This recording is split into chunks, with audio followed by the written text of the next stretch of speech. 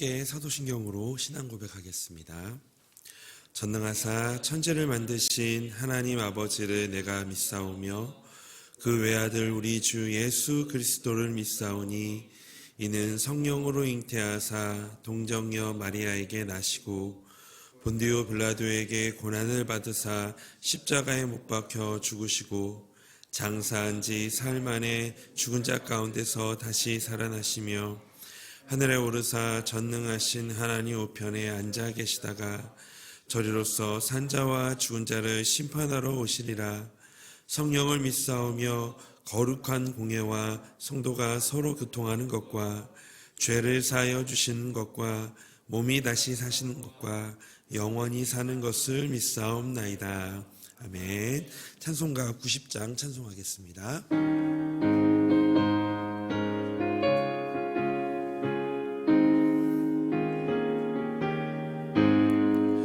주 예수 내가 알기 전 날 먼저 사랑했네.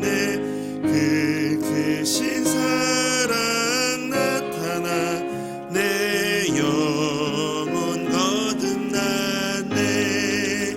주 내 맘에 늘 계시고 나 주의 안에 있어 저 포도비유 같으니 참 좋은 나의 친구. 내 친구 되신 예수님 날 구원하시려고 그 귀한 몸을 버리사 내 죄를 대속했네. 나 주님을 늘 믿으며 그 손을 의지하고 내 몸과 마음을 바쳐서 끝까지 충성하리. 내 진실하신 친구여 그 은혜 내려주사 날 항상 보호하시고 내 방패 되옵소서. 그 풍성한 참 사랑을 네 능히 끊을 소냐. 날 구원하신 예수는 참 좋은 나의 친구. 아멘. 우리 하나님 말씀을 함께 보겠습니다. 오늘 하나님 말씀은 마태복음 14장 24절에서 32절까지의 말씀입니다. 마태복음 14장 24절에서 32절까지의 말씀입니다. 한 절씩 교독하도록 하겠습니다. 배가 이미 육지에서 술이나 떠나서 바람이 거스름으로 물결로 말미암아 고난을 당하더라. 밤사경에 예수께서 바다 위로 걸어가서 제자들에게 오시니 제자들이 그가 바다 위로 걸어오심을 보고 놀라 유령이라 하며 무서워하여 소리 지르거늘 예수께서 즉시 이르시되 안심하라 나니 두려워하지 말라.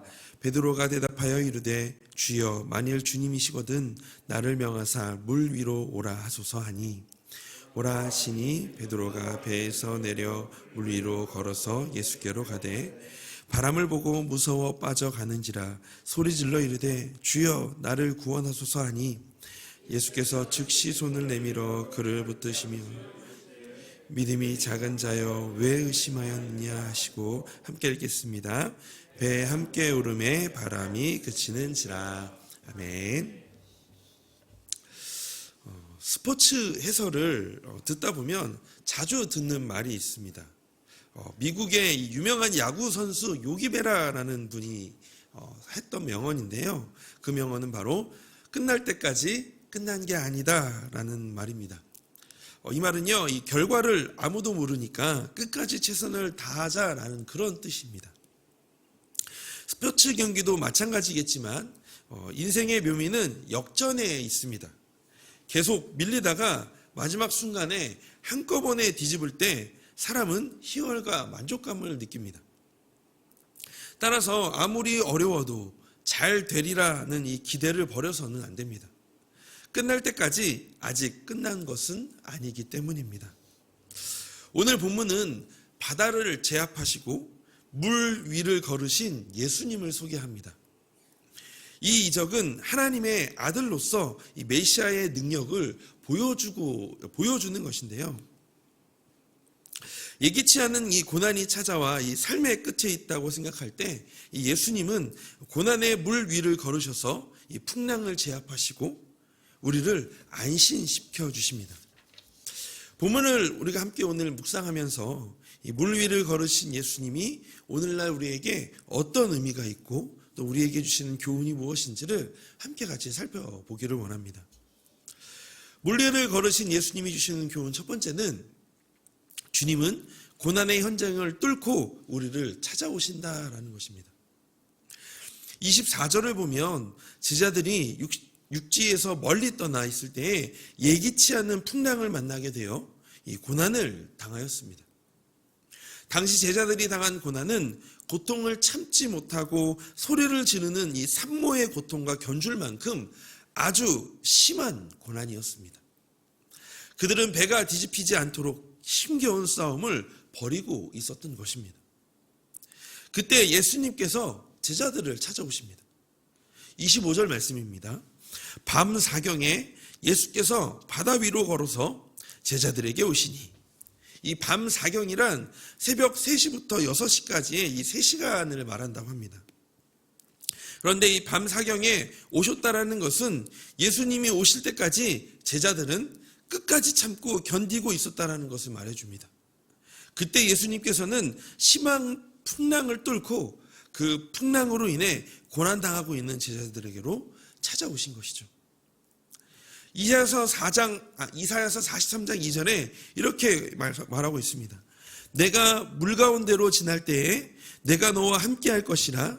강을 건널 때에 물이 너를 침몰하지 못할 것이며 내가 불 가운데로 지날 때에 타지도 아니할 것이요 불꽃이 너를 사르지도 못하리니. 한 구절 더 볼까요? 요한복음 14장 18절 말씀입니다. 이 말씀 함께 같이 읽어보도록 하겠습니다. 내가 너희를 고아와 같이 버려두지 아니하고 너희에게로 오리라. 아멘. 이처럼 예수님은 당신에게 속한 자들을 고난 속에 홀로 버려두지 않으시고 친히 그 고난의 현장으로 달려오십니다. 그곳이 어느 곳이든 심지어 영원한 멸망의 땅일지라도 예수님께서는 마다하지 않으시고 그 고난의 현장을 뚫고 우리를 찾아오십니다. 그리고 이렇게 말씀하시죠. 27절의 말씀입니다. 예수께서 즉시 이르시되 안심하라. 나니 두려워하지 말라. 여기서 이 안심하라 나니 두려워 말라고 말씀하신 분이 누구이신지를 정확하게 아는 것이 필요합니다. 사실 안심하라 나니 두려워 말라라는 이 말은요, 누구나 할 수 있습니다. 안심하세요. 두려워하지 마세요. 누구나 할 수 있는 말입니다. 그러나 이 말의 능력은 누구에게나 있지는 않습니다. 예수님께서 제자들을 향해 말씀하신 안심하라는 너희들은 계속해서 용기를 갖고 즐거워하라는 의미입니다. 고난을 뚫고 오신 예수님을 만나게 되면 그때부터는 계속적으로 영육 간의 즐거움을 누리고 담대함을 가지게 됩니다. 또한 두려워 말라는 이 현재 비록 풍랑이 일고 있지만 두려워하는 것을 즉시 멈추라는 의미입니다. 이 말 이면에는 모든 문제의 해결자 되시며 이 보호자 되시는 예수님에 대한 믿음을 가지라라는 그런 내용입니다. 예수님께서는 지금 이 순간에도 예수님을 따르는 제자들에게 말씀하시기를 풍랑이 있는 바다와 같은 세상을 바라볼 때는 이 두려움에 떨 수 있겠지만 떨 수밖에 없겠지만 예수님을 바라볼 때는 그 두려움에서 즉각 벗어날 수 있다는 것을 오늘을 살아간 우리에게 또한 그때 이 제자들에게 말하고 있는 것입니다. 예수님은 이전 단락에서 오병이어의 기적을 일으키신 분이십니다. 특별히 오늘 본문에서 이 폭풍 중에 있는 바다를 걸어서 이 제자들에게 오신 것을 통해 자신이 모든 자연의 법칙을 주관하는 전능자이신 분이심을 분명하게 말하고 있습니다. 이렇게 모든 만물을 다스리시며 주관하시는 이 살아계신 주님께서 오늘 우리에게 말씀해 주십니다. 안심하라.